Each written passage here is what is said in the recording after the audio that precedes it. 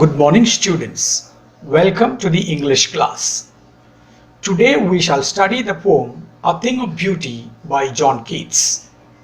John Keats was born in London in 1795 and died in Rome in 1821 at the young age of 25 due to illness. He is a romantic poet. A Thing of Beauty is an excerpt from his poem Endymion, a poetic romance written in 1818. It is considered to be an epic poem. Now let's listen to the line-by-line explanation of the poem A Thing of Beauty by John Keats. A thing of beauty is a joy forever.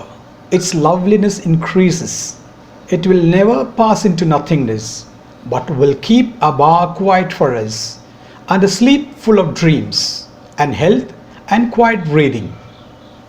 According to the poet John Keats, a beautiful object gives constant happiness. Forever it gives happiness. That's why he says, a thing of beauty is a joy forever. Beauty lives forever. The beauty will keep increasing.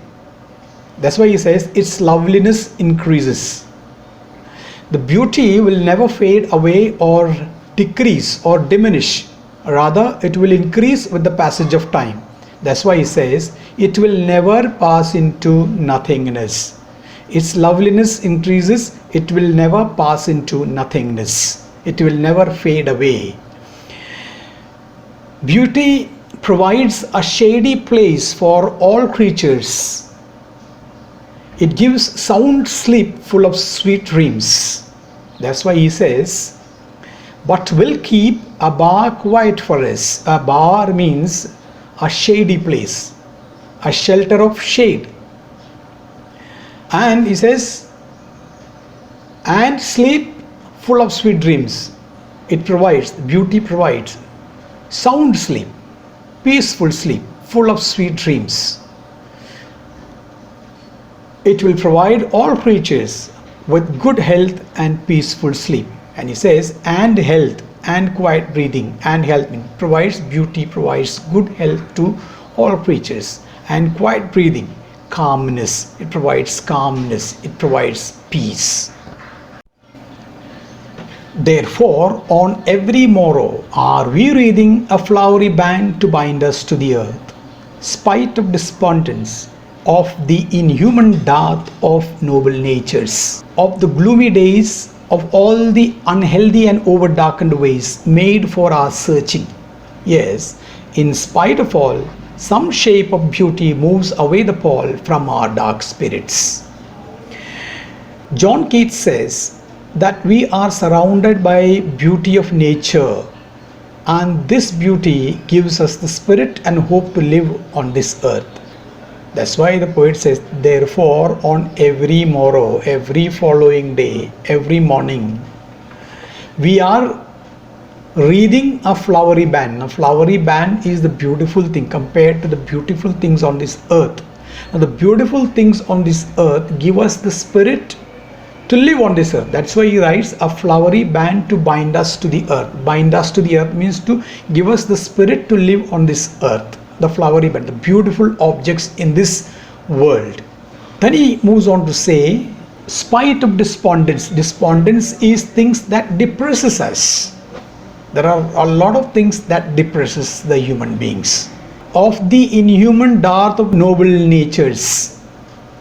Noble natures, dearth means lack of. There are no noble men, see, men of noble nature, lack of goodness in this world that depresses human beings. Then he says, of the gloomy days, our lives are filled with sadness. Of all the unhealthy and over darkened ways.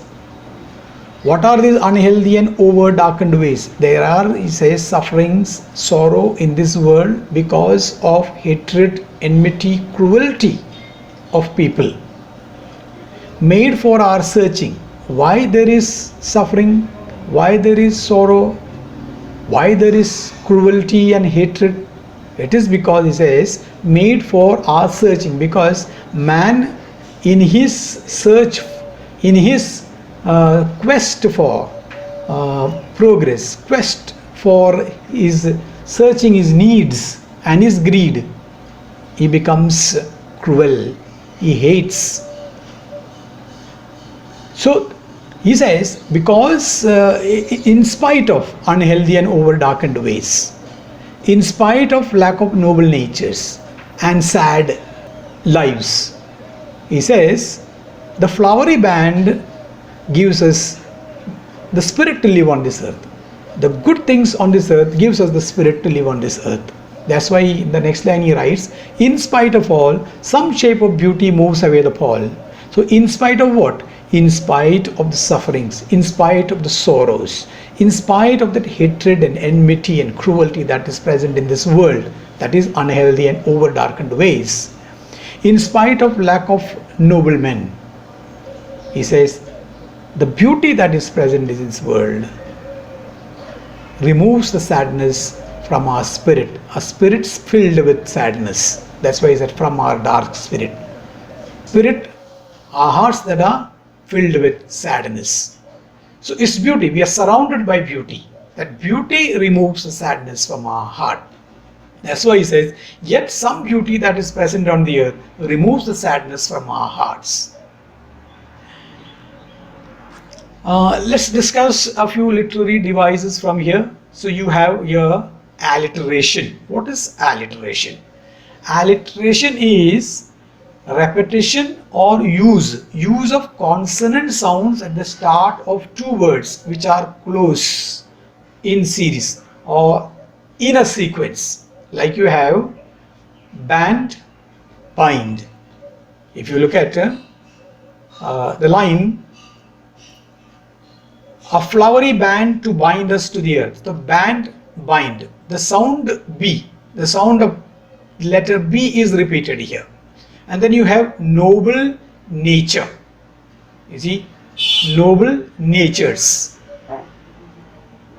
The sound of N is repeated here or used in a sequence here. And what is a metaphor? The poet says the flowery band. He uses the word flowery band. Flowery band. He compares the beautiful things in this world to the flowery band. Metaphor. What is a metaphor? Metaphor is a comparison of two unlike objects. The qualities of two unlike objects. So here the poet is comparing the beautiful things on this earth to the flowery band. Then you have imagery. Imagery is what? Creating pictures in the mind of the reader. Like he says, a flowery band, flowery band. Then there is a poetic device called inversion. This is reversing the order of words. Inversion is reversing the order of words. The poet says, are we reading a flowery band? Are we? He should be writing actually, it is we are reading a flowery band. But he has used are we reading. It is not a question. If it was a question, it was okay. But it is not a question. So he was supposed to be saying, we are reading a flowery band. But he has written, are we reading a flowery band? Are we? We are. Okay. That's why it's called inversion. Let's now move to the next part of the poem where the poet discusses about the beautiful objects present on this earth. Such the sun, the moon, trees old and young, sprouting a shady boon, for simple sheep, and such are daffodils, with the green world they live in, and clear rills that for themselves a cooling covert make. Against the hot season, the mid-forest break.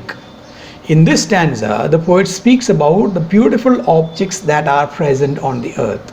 According to him, the sun, the moon, old and young trees that give us shade, sheep, daffodils, a kind of flowers, and clear rills, meaning rivers or streams flowing with clear waters, are all things of beauty. The trees give us shade, the flowers beautify the nature, and the rivers cools the surroundings with their cool waters in the summer season. These are all beautiful things in the nature and are blessings to human beings.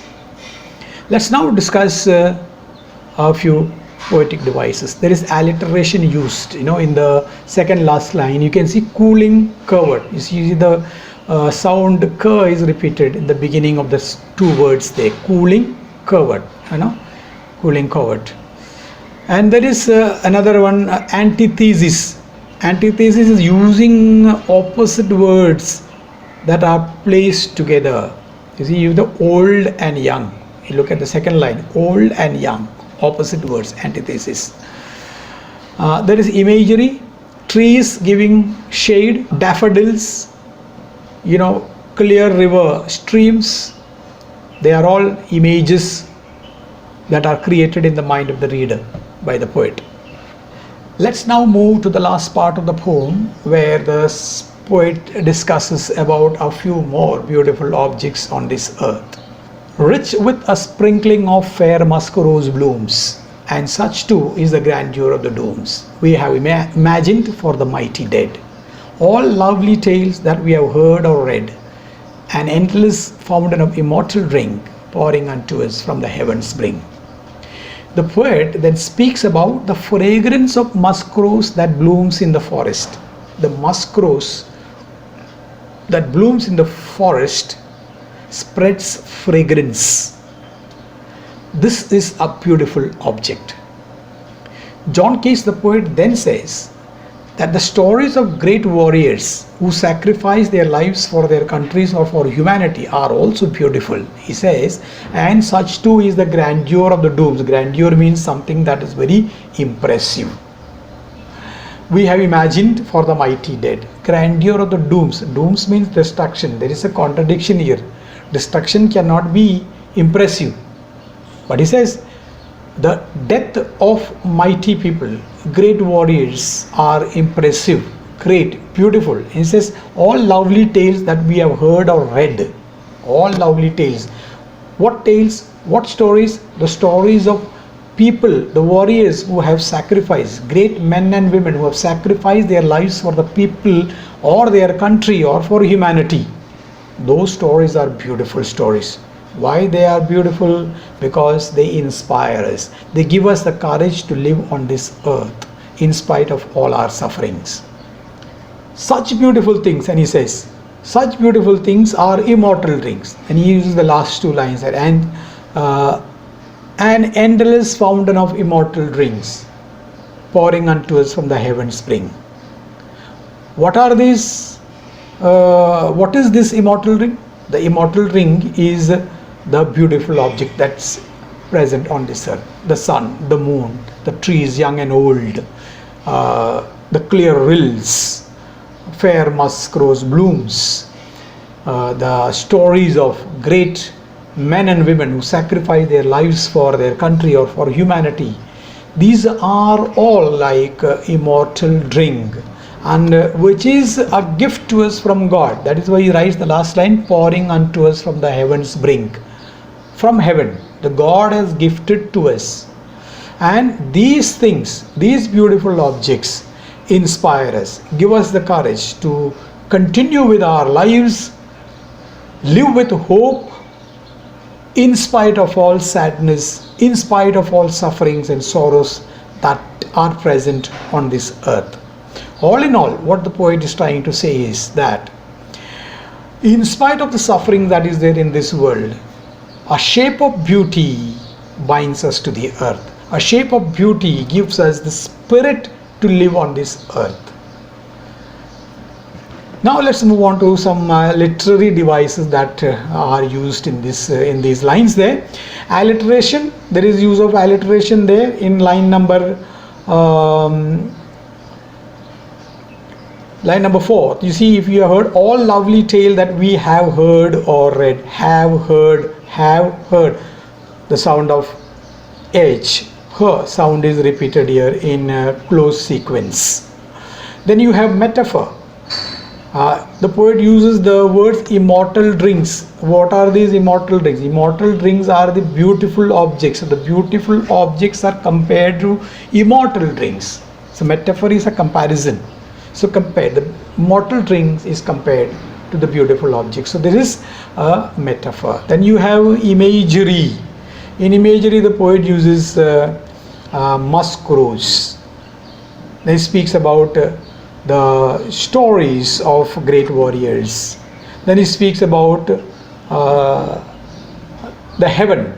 These are all images that he has used in the poem to give a picturesque view to the readers. I hope you like the video. Thanks for watching.